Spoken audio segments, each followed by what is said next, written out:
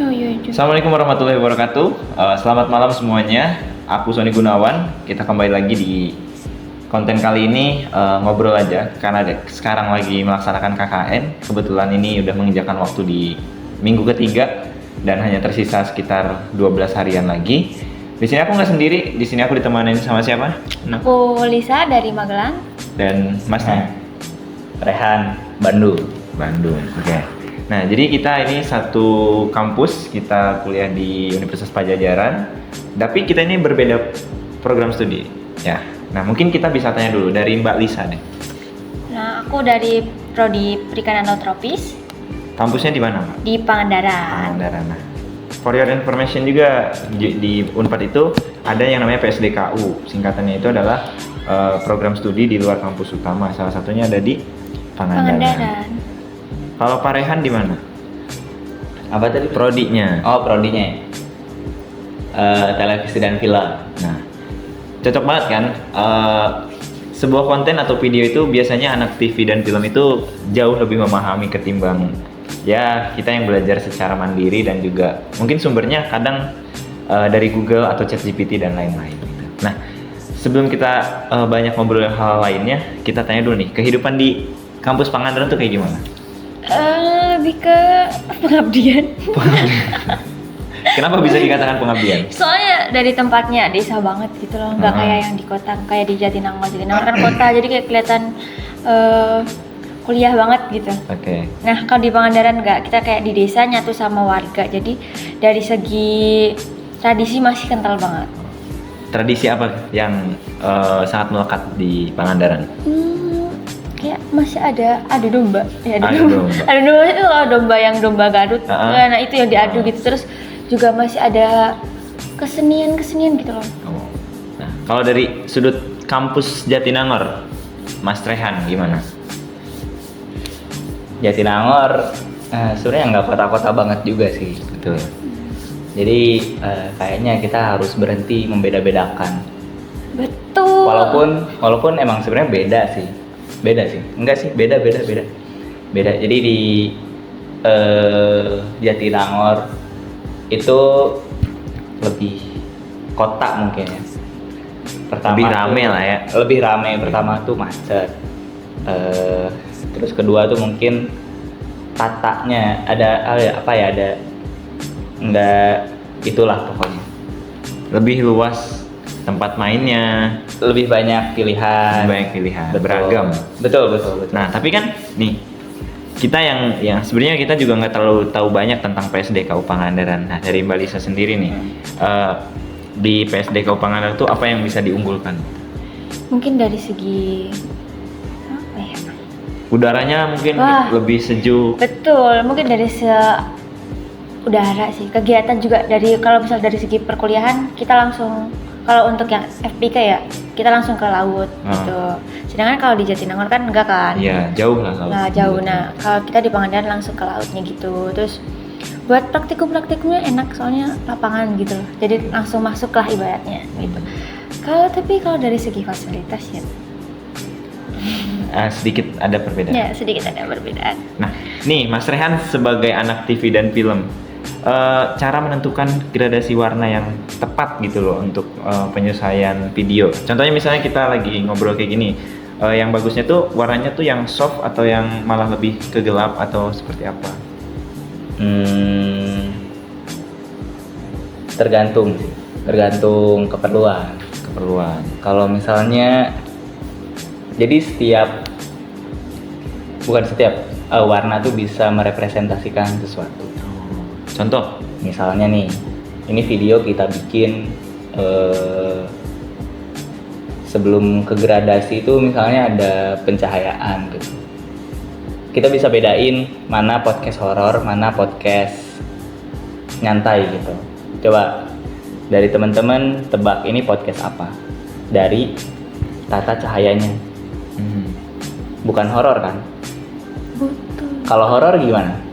Lebih mencekam gitu nggak sih? Gelap-gelap gitu. Lebih gelap. Nah, betul. Itu salah satu representasi warna di video. Gitu. Jadi kalau misalnya tujuannya ngobrol-ngobrol santai sih Kalau pilihannya soft dan bold, mungkin ke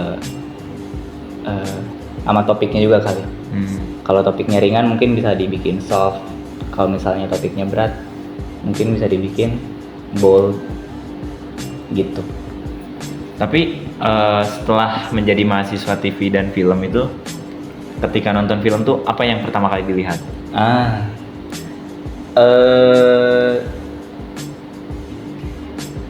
Sebelum atau pas nonton? Ketika kan biasanya ada trailer atau misalnya dari Oh, poster, iya. promosi kan, poster Betul, promosi. betul. Nah kan pasti ada beberapa warna dan juga sudut pandang yang memang ya orang biasa penikmat film sama orang film itu beda kan representasinya. Gimana? Sebenarnya poster sih nggak terlalu merhatiin sih, cuman pasti yang bikin poster tuh punya maksudnya sendiri lah gitu. Pasti yang bikin poster tahu ceritanya, tahu apa yang dipengenin sama yang bikin film, sehingga akhirnya keputusan posternya itu seperti itu gitu. Pokoknya di dalam film tuh pasti semuanya punya motivasi gitu. Cuman kalau aku pribadi sebagai anak film, nonton film itu apa yang dilihat dulu adalah sinopsis. Baca dulu. Supaya supaya kita nggak bingung sama filmnya. Kadang ada beberapa film tuh yang nggak bisa ditonton sekali. Ada beberapa film yang kita perlu nonton lagi untuk bisa paham gitu. Nah, salah satu cara untuk bisa menghindari itu baca sinopsis. Oh, supaya apa yang kita pikirkan sejak awal dari sinopsis itu bisa tergambarkan secara langsung. Iya, jadi kita tuh udah sejalan selangkah lebih awal sebelum nonton filmnya gitu. Oke. Jadi paham gitu. Itu ilmu yang memang mungkin tidak semua orang melek terhadap hal itu kan. Ya, mungkin sinopsis dianggap remeh kali ya gitu. Sebenarnya ya itu. Nah, kan Mbak Lis ini dari perikanan laut tropis. Kiranya tuh yang dipelajarinya itu hanya sekedar tentang ikan yang ada di laut aja atau kayak gimana? Enggak, kita lebih ke ilmu kelautannya. Ilmu kelautan. Ya, lebih ke ilmu kelautan. Matkul wajib kita tuh lebih ke laut. Jadi kalau di Nangor ada perikanan juga kan? Ada. Nah, kalau di Nangor tuh belajarnya ikan banget tuh kayak kita belajar limnologi. Nah, di Pangandaran nggak belajar limnologi. Kita nggak ngebedah-bedah ikan, cuma kita visualnya ikan aja. Kita lebih ke ekosistemnya, ekosistem ikan di laut tuh kayak gimana, terumbu karangnya, mangrove-nya, gitu-gitu. Tapi yang berkaitan dengan ikannya gitu loh, gitu. Nah, kita sekarang keluar dari pembahasan jurusan masing-masing. Kita kembali ke asal daerah. Boleh. Nah, dari Mbak Lisa sendiri nih, memandang Magelang dengan Pangandaran apa yang menjadi pembedanya? Beda banget, kayak mungkin dari segi kemajuan teknologi. Lebih maju di mana? Magelang lebih kota juga gitu loh. Kayak, ya transportasi umumnya lebih mudah kalau di Magelang daripada di Pangandaran. Terus apa lagi ya? Karakteristik masyarakat. Beda kan, udah Jawa sama Sunda udah beda banget. Oh iya, ada sedikit perbedaan lah. Ya. Tapi lebih nyaman di mana? Di Magelang lah. Di Magelang karena kota kelahiran. Iya betul. Oke. Nah, kalau Mas Rehani kan nggak terlalu beda jauh lah antara Bandung dengan Jatinangor. Tapi pasti ada perbedaan antara misalnya di kampung halaman tuh biasanya seperti apa. Tapi kan ketika di Jatinangor banyak sekali macam ragam mahasiswa dari berbagai daerah. Betul. Apa tuh yang membedakan? Kalau yang dirasakan sejauh ini sih perbedaan antara orang kota dan orang kampung. Orang kampungnya tanda kutip. Ya, tanda kutip orang kampung. Coba ada yang bisa nebak? Orang kampung. Cara kulturnya, tradisinya. Bisa jadi penampilan. Iya, bisa jadi. Tapi yang sangat berasa tuh cara bersosialisasi. Di Jatinangor tuh kan macam-macam kan orangnya. Ada yang dari sono, ada yang dari sini, sana sini, sono. Kalau di kampung di rumah tuh kebetulan kan mayoritas tuh ya turun temurun di sana gitu. Jarang ada orang yang datang dari luar atau dari dalam keluar gitu. Jadi orang-orang itu terus gitu. Cara bersosialisasinya beda. Di kampung tuh biasanya tuh lebih antar rumah itu bahasanya apa? Mungkin kasarnya tuh ikut campur gitu, ngerti nggak sih? Oh. Jadi kekeluargaannya itu masih kental. Lebih peka lah ya terhadap sesuatu. Walaupun beda rumah, bukan keluarga gitu misalnya. Jadi ketetanggaannya lebih terasa. Nah iya betul. Ketetanggaannya itu masih tebal gitu. Sedangkan kalau di Jatinangor itu lebih apa ya bisa dibilang? Kalau mahasiswanya ya sih, mahasiswanya lebih individualis gitu. Karena ya memang mungkin tujuan orang-orang beda-beda gitu. Apa yang membedakan karakteristik pribadi ketika sebelum kuliah dan setelah kuliah? Dari Rehan dulu sok. Boleh? Kang Rehan.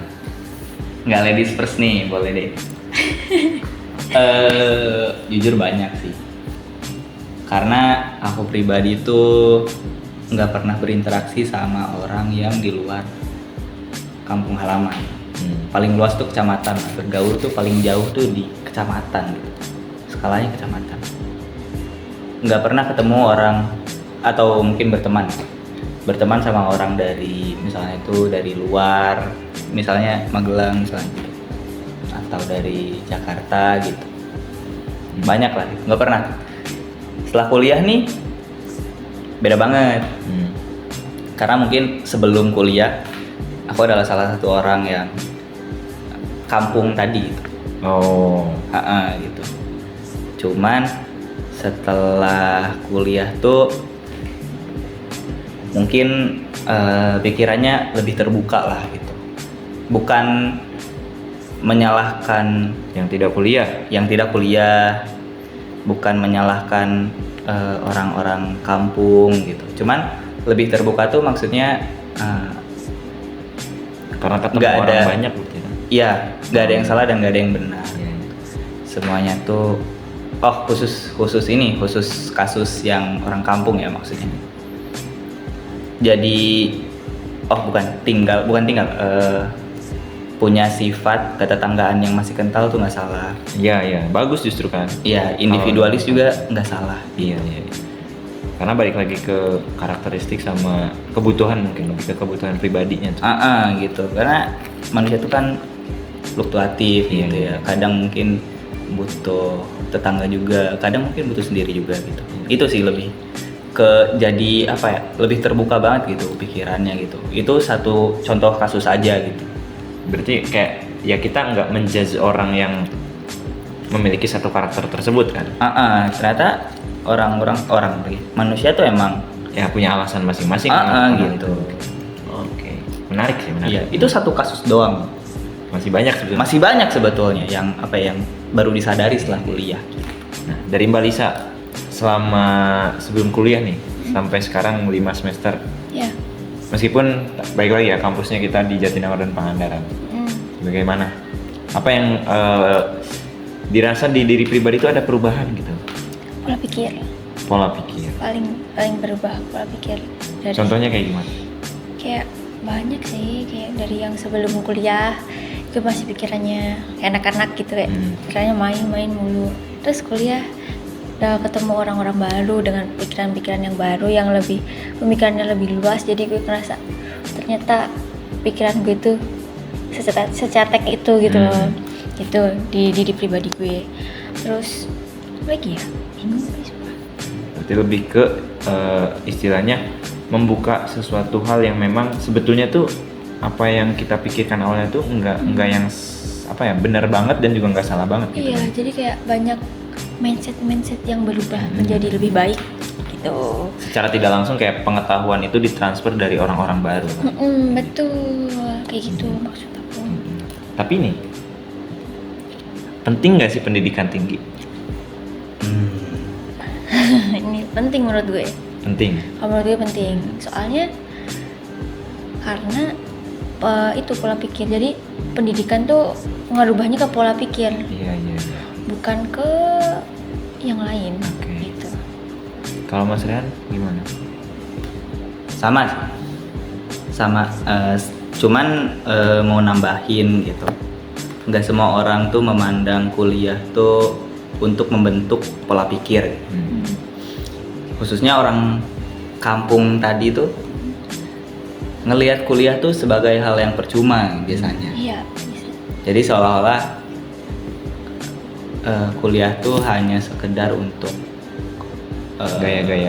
Gaya-gayaan. Untuk ditempa untuk mendapatkan pekerjaan. Iya. Sebenarnya nggak salah, cuman kita tuh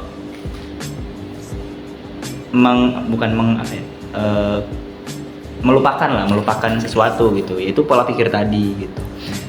Kuliah tuh bertemu banyak orang, bertemu banyak sudut pandang,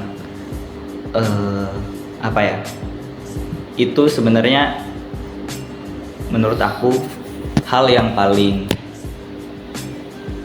utama gitu dalam kuliah gitu. Bahkan itu mungkin lebih penting ketimbang mata kuliah yang ada di jurusan yang kita pelajari gitu. Jadi kita kuliah tuh mempelajari manusia. Iya. Kita belajar karakteristik orang. Kayak sebenarnya itu yang berharganya gitu. Karena kan kayak di dunia kerja juga nanti kita ketemu banyak orang yang memang berbeda latar belakang juga. Iya gitu kan. Apalagi kita belum pernah ketemu sama orang di luar apa sih? Di luar lingkungan rumah. Di luar lingkungan rumah gitu. Itu perlu banget gitu. Supaya kita tuh bisa muhasabah gitu. Iya. Lebih mengenal diri sendiri juga. Iya, itu benar. Salah satu manfaat dari kuliah tuh bisa jadi menemukan jati diri gitu. Itu sebenarnya itu nggak sengaja sih. Soalnya kalau misalnya sengaja dicari itu capek sebenarnya. Dan gak bakal ketemu kayaknya. Iya, bisa jadi gitu. Tapi mungkin setelah dipikir-pikir, setelah dirasa-rasa, lah ternyata udah ketemu gitu dari kemarin gitu. Cuman kadang telat menyadari. Iya gitu. Nah, Ya gitulah pokoknya. Oke. Nah, tapi kan kadang orang bukan mengeluh, tapi lebih ke ya realistis aja gitu kan, kayak, biayanya nih mahal kuliah, harus punya apa gitu kan, biaya per bulannya berapa, masuk kuliahnya berapa, semesterannya juga berapa gitu kan. Nah, cuman kan maksudnya kayak ya betul gitu kan, itu sebuah realita yang ada, tapi baik lagi di kampus tuh banyak beasiswa. Sebetulnya terbuka untuk siapapun yang mau kuliah, nggak harus dari kalangan orang kaya, banyak duit dan lain-lain. Selagi kita mau kan, dan kita diberi rezeki oleh Tuhan Yang Maha Esa, pasti insya Allah bisa lah kan. Karena aku juga dulu selalu mendengarkan apa yang guru aku katakan, silakan aja berpendidikan gitu. Urusan rezeki dan keuangan, katakanlah keuangannya, serahkan kepada Tuhan gitu. Karena jalan pendidikan dan jalan kebenaran itu pasti akan disupport dari manapun asalnya kayak gitu. Jadi tapi tidak memaksakan orang-orang untuk kuliah ataupun berpendidikan yang lebih tinggi gitu. Karena kan nanti kan mungkin ada yang ya udahlah milih kerja aja. Ya kerja juga kan maksudnya bagus, menghasilkan uang, menghasilkan pekerjaan yang memang si output dari kuliah juga nanti akhirnya adalah mencari pekerjaan. Cuman ya ada beberapa hal yang mungkin tidak ditemukan di perkuliahan, dan juga mungkin kita yang kuliah lebih dulu tidak menemukan sesuatu hal yang di pekerjaan gitu. Seperti itu. Nah, closing statementnya nih. Silakan dari Mas Rian, closing statement untuk mungkin bisa untuk adik-adik SMA yang sekarang masih bingung nih mau kemana kuliah dan kenapa sih harus kuliah gitu. Betul.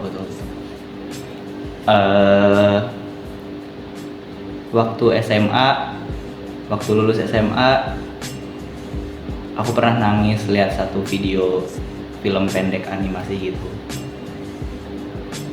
Dia cerita soal kehidupan setelah SMA. Mungkin waktu itu kita bingung mau nentuin kuliah atau enggak, atau mau ngapain gitu intinya gitu. Karena ternyata selama 12 tahun nih yang ngisi waktu kita tuh sekolah gitu. Dan ketika kita lulus dari sekolah, kita lost track mau jadi apa. Bukan kita sih sebenarnya, aku pada saat itu. Terus kepikiran nih, kurang lebihnya apa, kalau misalnya kuliah gimana, kalau misalnya kerja gimana. Dan sampai di satu titik, satu kesimpulan, kehidupan setelah lulus sekolah itu nggak ada yang mudah. Mau kuliah susah, mau kerja juga susah, nggak kerja nggak kuliah juga susah. Jadi intinya sih, apapun jalan yang kalian pilih tuh gak yang gampang gitu. Jadi harus mempersiapkan diri gitu. Terima kasih Mas Rehan. Dari Mbak Lisa, closing statementnya. Closing statement dari aku. Jadi masa SMA emang masa-masa paling indah sebenarnya. Tapi di balik masa-masa indah itu, kalian jangan lupa buat mikirin masa depan kalian gitu. Jangan kayak kalian kebanyakan main, tapi kalian gak mikirin masa depan kalian. Daripada akhirnya nyesel, mending disambi gitu. Jadi jalan main, tapi kalian juga harus mikirin masa depan kalian. Begitu. Cukup. Berarti ada keseimbangan antara kebutuhan dan juga keinginan kita. Betul. Mungkin keinginannya anak-anak remaja kan main, santai gitu kan. Tapi kebutuhan kita di masa depan juga harus kita penuhi dan juga kita usahakan sejak saat ini. Karena mau kuliah ataupun tidak sebetulnya kembali lagi pada usaha kita kan. Enggak semuanya bergantung pada kuliah dan enggak semuanya bergantung pada pekerjaan. Betul. Kembali lagi pada kita, pekerjaannya ada tapi kitanya males juga kayaknya bakal susah. Kuliah pun kita mampu tapi kitanya males juga sama-sama susah. Jadi dari teman-teman, untuk teman-teman semuanya tetap semangat, dan kalaupun misalnya mampu untuk kuliah, yuk manfaatkan untuk kuliah. Dan kalaupun dari teman-teman mau langsung kerja, tidak menjadi permasalahan, karena pada akhirnya semua orang pasti mencari pekerjaan dan mencari sebuah penghasilan untuk menghidupi kita di masa depan. Karena meskipun uang itu bukan segalanya, tapi segalanya itu membutuhkan uang. Betul. Oke. Terima kasih untuk teman-teman semuanya yang sudah menonton. Semoga apa yang disampaikan oleh Mas Rehan dan Lisa bisa memberikan sebuah insight baru, dan juga semoga bermanfaat, bisa menjadi motivasi apa yang disampaikan oleh Kang Rehan dan Teh Lisa. Sampai berjumpa di pertemuan berikutnya. See you next time. Assalamualaikum warahmatullahi wabarakatuh.